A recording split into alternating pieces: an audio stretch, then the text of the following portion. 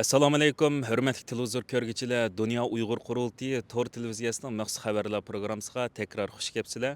Hurmatli ko'ruvchilar, hammanglarning xabari bo'lgandek, biz atdigan Birlashgan Davlatlar Tashkilotining oldida Dunyo Uyg'ur qurultiyining sobiq raisi Dolqin Aysa apandimninki tushuntirishda Facebookda naq maydon tarqatgan edik va BDTning oldida bir rasm ko'rgazmasininki boshlanganligini bildirgan edik.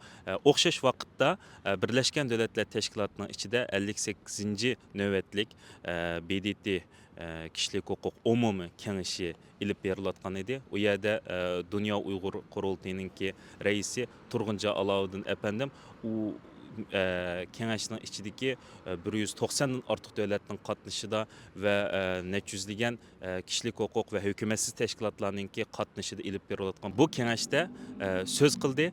Men tövanda mikrofonimni reis efendimge uzduman.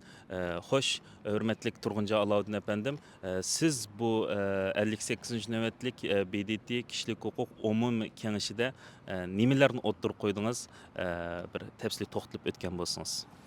Bugünkü 58. nöbetlik BDT Kişilik Hukuk Kengashining çoğ umumiy yig'inida Xitoy hokimiyatining Uyg'ur millati ustidan elib berayotgan irqiy qirg'inchiligi va kishilik huquq dafsandichiligi, Uyg'urlarning dinini cheklayotganligi, diniy e'tiqod erkinligini va madaniyatini yo'q qilayotganligi, Uyg'urning tilini yo'q qilayotganligi ve umumen Uygur'un ırkı kırgınçlık bilen bütünley Uygur milletini yoktub etişini maksat kılgan halde siyaset yürgüzüvatkanlıkını sözlep öttük. Xitay hakimiyeti degendek vatanimizde naiti ağır derecede ırkı kırgınçlık yürgüzüvatıdı.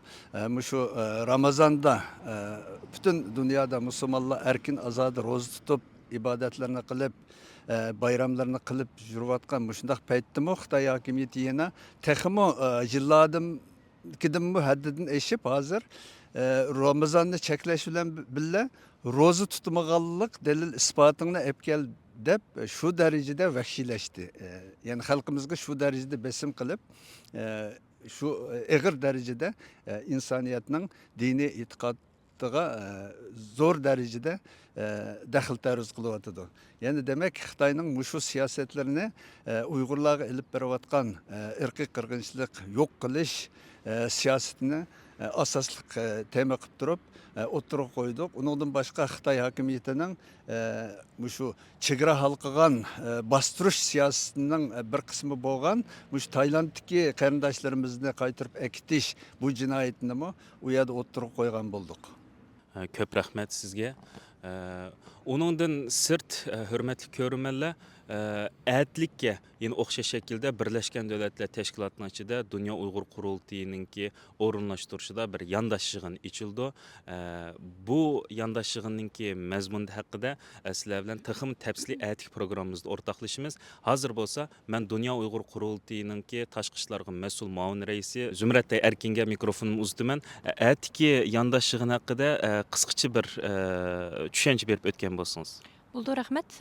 Muşu 58. nöbetlik kişilik hukuk kengashi yig'inida saat 3'te BDT'nin içinde Şarkı Türkistan'ın hozirgi vaziyatini tonishtirish uchun bir paralel yig'in ichildi. Bu yig'inni biz xatar ostidagi millatlarni qo'g'dash tashkiloti bilan birga o'rnashtirdik. Bu yerda hamda bizning sobiq raisimiz Dolqin Aysa apandim so'zlaydi. Shu hozirgi bo'libmi mush majbur emgak siyosati qanday ketib bordi?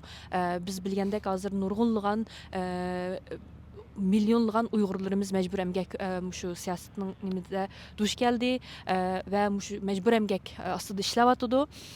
Meyli kim bo'lsin, kim bo'lsin, yak bo'lmasa pomidorlarni terib, yak bo'lmasa mashinalarning batareyalarini yasash bo'lsin, har xil har yang'iga o'xshamagan industriyalarda ishlawatıdı ve bunun o'xshash vaqtda bizning hamda bu qitim tunji qitim bir qozoq qarindoshimiz Yerbaqt O'rtabay apandim kelib o'zining mush majbur emgak qanday ishladi, qanchalik vaqt mushtaq surdi mush majbur emgak va o'zining ko'rgan mush dafsanchiliklarini hammasini aytdi. Mush xalqaro jamoatning oldida diplomatlar bo'lsin, xalqaro tashkilotlar, medialarning oldida buni oshkorlaydi. Ya'ni bir qitim bir çoğ jığın ve mühim jığın buldu. Hem okşaş vakitte Xitayning depsençiliki ve Uygurlar karşı ilip beriyotgan erki qırgınçılıkның to'xtab qolmaganligi mushu bo'libmi yaqin vaqtlarda Xitoy hukumati o'zining propagandasini qilib Uygurlarning qandaq yaxshi vaziyatda yashayotganligini, xotirjam yashayotganligini tashviq qilayotgan vaqtda biz dalil isbot bilan lager shayti bilan o'zimiz kelib mushtaq muhim beditidek sorunda o'tirib qo'yalligimiz bu bir cho'ng signal deb o'ylayman ve xalqaragımı yana bir qitim bu vaziyatning jiddiyligini bir qaytadan asliga salgan bo'lamiz. Köptün köp rahmet. Hürmetli görünmenler, diqqətinizlər hər vaxt bizninki Facebook və YouTube səhifəmizdəki Uyğurca kanalımızda olsun. Biz oxşaş vaxtda Instagram və X hesablarımızda boluyatqan fəaliyyətlərimizni ingilis şəkildə həm bəhrləb durmaz. Uyğurca Facebook və YouTube kanallarımızda həm bəhrləb durmaz. Həminlərin diqqətinizlər bizninki ekranımızda olsun. Bu yerdə mühim bolğan bir nöqtəni əskərtishə tegishli deb o'ylayman. İbayətən şu Birləşmiş Dövlətlər Təşkilatının içindəki bəzi bizninki dostlarımız, diplomatlar olsun, kişilik hüquq təşkilatlarınınki dokladçıları və közətkişilər olsun.